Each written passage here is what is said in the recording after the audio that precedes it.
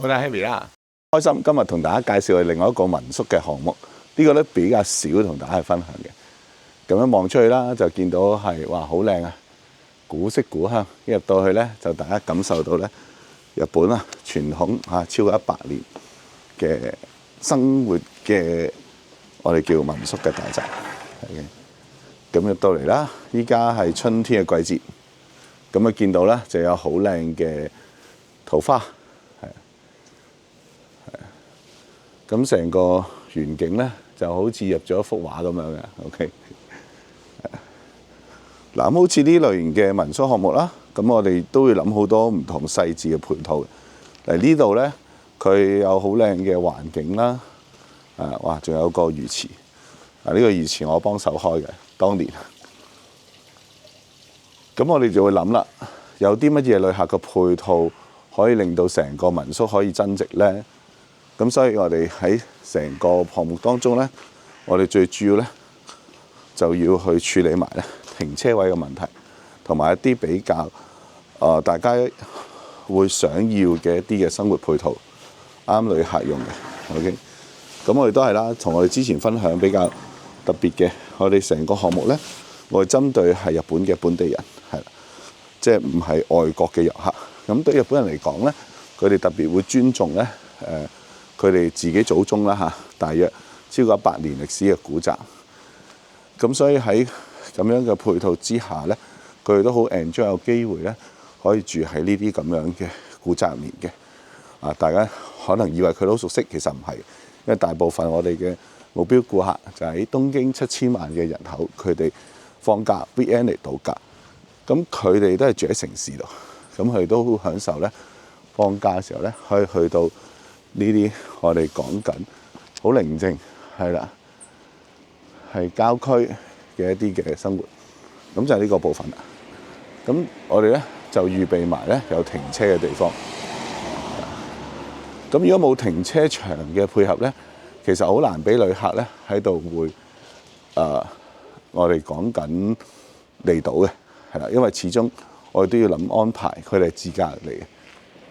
咁除咗之外啦，咁我哋都喺成個地方咧，都加咗好多其他更加細緻嘅元素嘅。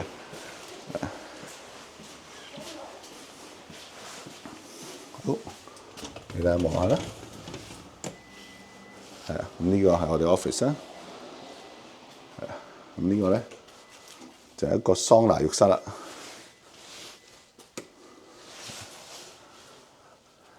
咁日本嘅本地人咧，都有唔少人都因為有得焗桑拿咧，而係好想咧去呢一個嘅民宿度住嘅，好大家都咁再落咧就係專門 OK。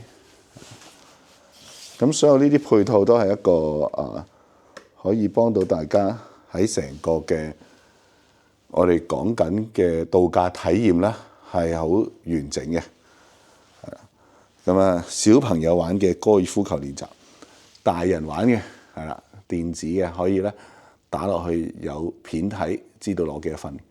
OK，咁所以當我哋喺度建構好多唔同嘅項目嗰陣時咧，我哋不斷要諗啦。其實我哋嘅客人其實佢期望緊一個乜嘢嘅服務咧？係好閂埋門先。咁如果係搞一啲嘅公司嘅會議啦，或者一啲嘅活動，係啦，都可以借用啦。咁我啲同事都會喺呢度做嘢。咁呢個就係一個整合嘅成個嘅配套啦。咁仲有啲小秘密嘅地方，可能大家冇諗過，但係真係有嘅，就係呢度。咁我哋對開啦，依家唔係啱季節，去到夏天咧，我哋有個栗子團嘅。咁佢就喺度可以摘栗子，同埋啱啱你見到我哋做緊硬化，呢個就係我哋新起嘅一個燒烤區，係啦。咁所以所有呢啲嘅配套咧，都係幫我哋咧，令到成個項目咧有更加多嘅增值啦，令到大家喺成個項目咧都會有更加多嘅一啲嘅需求啦，係啊。好，咁我差唔多啦，要開始下集。咁今日咧就去到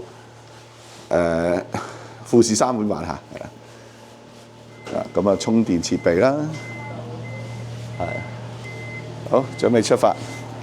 咁有興趣想了解更加多我哋一啲嘅民宿嘅項目咧，記住 like subscribe channel， 令大家體會咧我哋喺日本嘅生活。唔好意思啊，好啦，記住 subscribe channel， 咁我哋再見，拜拜。